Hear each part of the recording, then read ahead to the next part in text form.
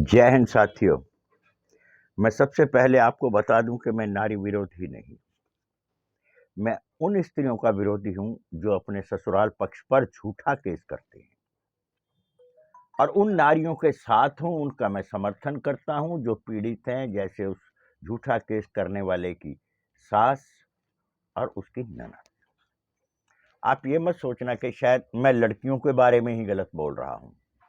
मैं उन लड़कियों के बारे में गलत बोलता हूं जो पूरे ससुराल पक्ष को पीड़ित करती हैं। एक बात आपको बताता हूं, अगर आप मेरा चैनल पहली बार देख रहे हैं तो इसको सब्सक्राइब जरूर कर लें, बेल आइकन भी दबा लें, आपको मेरी वीडियो का नोटिफिकेशन मिल जाया करेगा।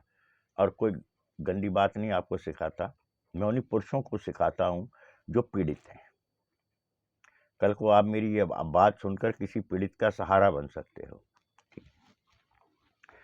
मैं ये कहना चाहता हूं, आज एक धारा है 125, जिसके अंतर्गत पति के ऊपर हर महीने एक तलवार टांग दी जाती है कि इतने पैसे तूने अपनी पत्नी को देने हैं।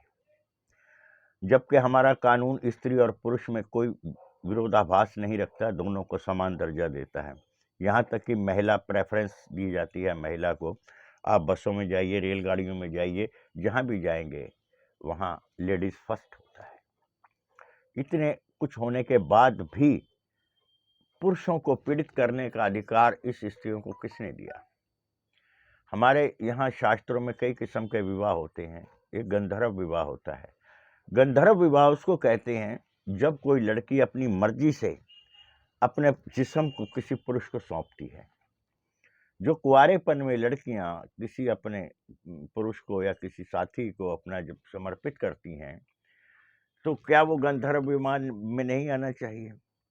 उनका उस लड़की के प्रति या उस लड़की का उसके प्रति कोई भाव नहीं बनता है?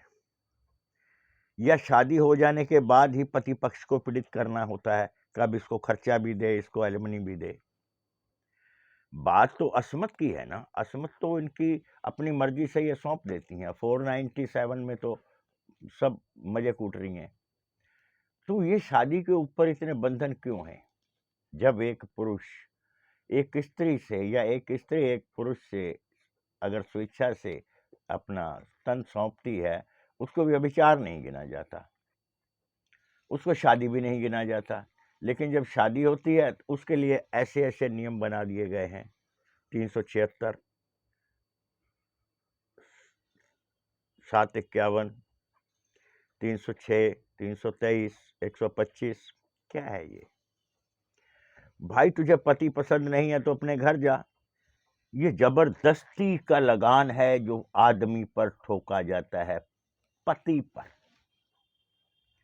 क्या इस कानून में इतना दम है कि आशिकों पर भी लगा सके ये लगान?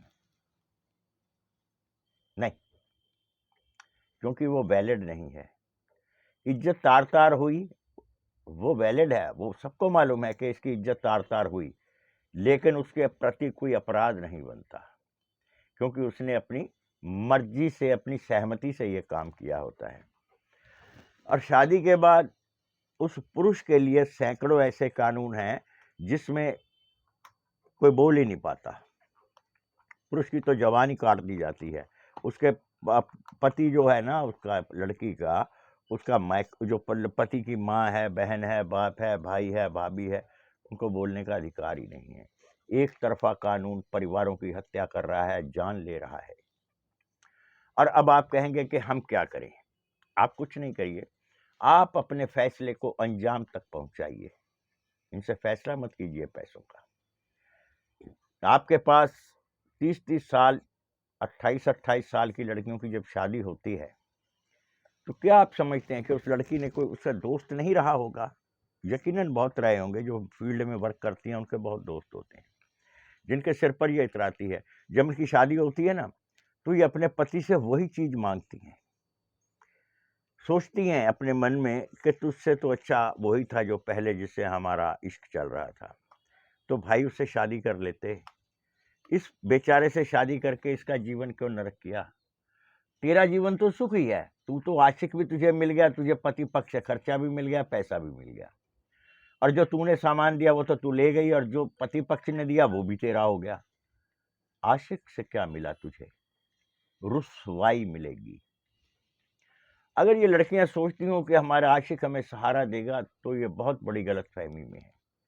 सहारा सिर्फ पति ही दे सकता है, और वही देता है, अंतिम सांस तक देता है। और शादी एक वो बंधन है जो मृत्यु पर्यंत रहता है, जब तक मर नहीं एक जाता यह बंधन लगा रहता है। लेकिन इस बंधन को तोड़ता कौन है? झूठा केस करके।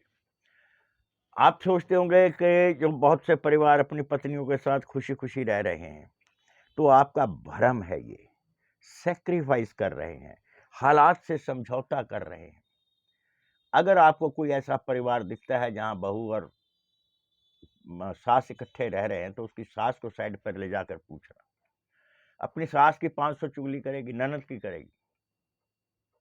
वो सैक्रिफाइस कर रहे हैं, क्योंकि वो नहीं चाहते अदालतों के चक्कर काटना। लेकिन मैं फिर भी कहूंगा, अपने माँ बाप की इज्जत से कोई समझौता नहीं, अपने भाई बहन की इज्जत से कोई समझौता नहीं। अगर आपके परिवार पर कोई उंगली उठाता है, उसका जवाब आपने ही देना है। क्या देना है? शादी की है, मरते दम तक ये शादी पक्की रहेगी, टूटेगी नहीं। कानून तो तोड़ने आ जाएगा, ये रखवाला नहीं है। कानून न्याय तो देखता ही नहीं है, वो देखता है एविडेंस। और लड़कियों के लिए किसी एविडेंस की जरूरत नहीं है। वो एक बात करती हैं, जी इसने मुझे ऐसा कहा, उसको तथ्य माना और आपके ऊपर फर्जी या अर्जी जैसा भी केस है वो ठुक गया। क्या ये एक तरफा कानून पुरुषों का बलात्कार नहीं है? पूरे परिवार का बलात्कार हो रहा है। 125 के नाम पर पुरुष पक्ष पर लगान क्यों? जब समान अधिकार है तो अपना कमाए और खाए। ये लगान बंद हो। मैं बहुत जल्दी एक ऐसा निर्णय लेने वाला हूं, जितने बच्चे हैं जो बिना पैसों के जेल में चले गए हैं जमानत के लिए, उनके पास पैसे नहीं हैं, मैं इन सब की मदद करूंगा, आप सबके सहयोग से। आप सब मुझे सहयोग देना। जो नरी बेकसूर लड़के जेल में हैं, सिर्फ एक 10,000 की जमानत के लिए आप सहयोग दें, मैं छुड़ा कर लाऊंगा, और इसी चैनल पर आपको उनका इंटरव्यू भी सुनाऊंगा।